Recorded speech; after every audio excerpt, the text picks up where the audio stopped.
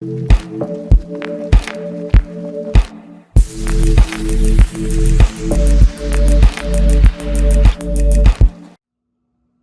up YouTube, your boy the Flying Spanner here. Today we have an airport update, the UK version of course, as it is a Friday and my other airport is still not ready. Right, today's update is going to be a little bit different. I'm back to using my phone, hence why probably the lighting looks really nice and it's in 4K and all that good stuff. I'm going to try a little bit of a different method. I hope you enjoy it. I would be using my camera, but it's got no battery, so that went very well when I started recording and it decided to cut off. But yeah, hope you enjoy this kind of way of doing the update. If you do like it, smack the like button. I don't know what I was going to say there. Smack the like button and leave a comment just to say you like it, and then I may do my future updates in this kind of method.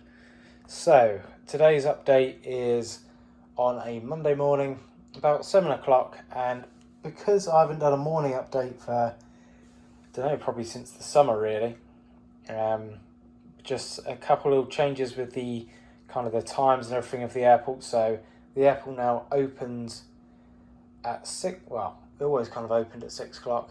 Arrivals can come in from 6 o'clock, maybe a little bit earlier depending on how many there are. But there's no departures until 7 o'clock, so this is kind of the morning rush time of 7 o'clock. This airport update is planned. So starting off the update, we have the FedEx MD-11. This aircraft is the first departure of the day and is heading out to Indianapolis. Normally this route is supplied by the 777, but FedEx were generous enough to send an MD-11. Obviously the cargo capacity wasn't needed for the triple to fly the route, so we got the MD, so it's quite a nice visitor down to Stansted, and now they're sending it here on the occasional Indianapolis route, plus there might be some more Memphis routes, etc. So loads of cargo flights now coming in, and now the cargo stands are operational again, which is always good news. Next up, we got the Delta A330-200. This aircraft's just arrived in from Detroit and will be heading back out to Salt Lake City. So it kind of operates a W pattern. It goes from Detroit to the lakes, then out to Salt Lake, then either tomorrow or the day after arrives in from Salt Lake, and then we'll head back out to Detroit. So there's actually a route that Delta do into Heathrow, I believe, but I think that's with a 767 rather than a 330. But there's still no new livery Delta 767-400, so that's something we can't really do, unfortunately, in the model world. But yeah. Just sitting on remote stand, we have a Jet2 737-800. This aircraft is arrived in late last night and is just sitting here on a remote. It departs back out to Funchal at about 10 o'clock, so it'll be towed over to its departure stand when it's a little bit closer to that time. Moving on, unfortunately, this could be the last time we see this aircraft. I hope not. I'm going to try and pen it more in for a few more schedules and kind of charter routes. The high fly A330neo. So this aircraft has been operating the Islamabad and Pakistani routes on behalf of PIA. Virgin Atlantic have now started the Islamabad and I can't remember the other destination off the top of my head. Lahore, that's the one. Routes with the 787, so they're going to become a bit more frequent in videos because they go out at different times to the morning 787 routes.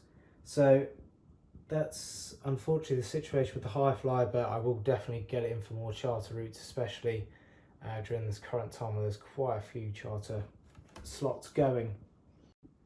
Next up, we've got the Virgin Atlantic A350. So this aircraft just on remote.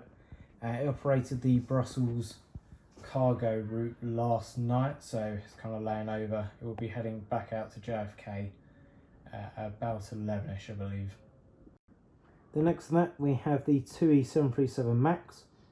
So as per usual, this aircraft is stored and it's now been parked like this. So kind of how the Jet 2s were parked over the last lockdown. So basically you can get another aircraft in behind it, so on the back of this stand, which is always quite handy. it means you're not really losing a stand with the Max parked there. It's not too tight. It's not for passenger use, so the passenger arrival won't come into this stand, but it can just be used as kind of like a general remote stand. So it's nice to see that. And interestingly enough, if you didn't see, the Gull operated one of their 737 Maxes on its first passenger commercial flight. So it's good to see they're all back in the air, and I believe the American airlines are all getting theirs back going. So let's hope for the summer. Onto the main terminal. So we have the KLM A330-200. So KLM have now started flying fully again since the November lockdown kind of stopped their flights. So this A330 is arrived in from Washington Dulles, and it will be heading straight back out to Amsterdam. So they kind of leave an aircraft with us for a week, and then it'll go back to Amsterdam and get probably, I don't know, maintenance done on it, kind of fit back into the schedule. But the 330 will come back, I believe it's in the afternoon, Monday afternoon. So we're never a day without one. It's just when they fit into the schedule and it's kind of their downtime. It saves it going onto a remote basically for a fair while. So it's nice to see the KLM's back. Right, just next to the KLM we have a Singapore A350-900. This aircraft has arrived in from Singapore. It's down for about 3 hours or so, 3-4 hours. So kind of an hour after it arrives in, or once the passengers arrive, it gets towed to a remote stand for a couple hours just to free up this stand, and then heads back off to Singapore. So it's nice to see. It's nice to see it on the ground and not on a remote stand for once. So the tug's connected, it is pretty much ready to tow. Right, something I'm liking about doing these kind of angles is you can see more around. So where I've laid out the GSE, you can kind of see all that kind of stuff. It just gives a little bit more of a perspective and a nice little look on the aircraft from doing these kind of close-up shots. So this is a United 787-10. This is operating the Chicago route now, because I believe the 767 has stopped doing international flights. So if anyone could free that up, it would be great, because I would like to still use the 76, but that's kind of what the stage is for this United 7810. Right, pretty much ready for purchase at final bit of paperwork. Jetty's just about to come off. We have the KLM 737-900.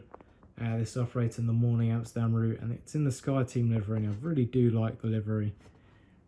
Gemini, I think, have really mastered the colour, the kind of grey that the SkyTeam uses. It really pops out that navy blue, really suits well. I'm even having issues focusing with my phone. Right, just on the push we have the EasyJet A321neo. This aircraft is operating the early morning Tenerife flight. So the Canaries is fully up and running again, which is good to see. Right, the next two aircraft fitting to run the frame, which is excellent. So we have the TUI 737-800 as the NG models version. This aircraft is just on remote stand. It will be heading out to Fuerteventura in a bit.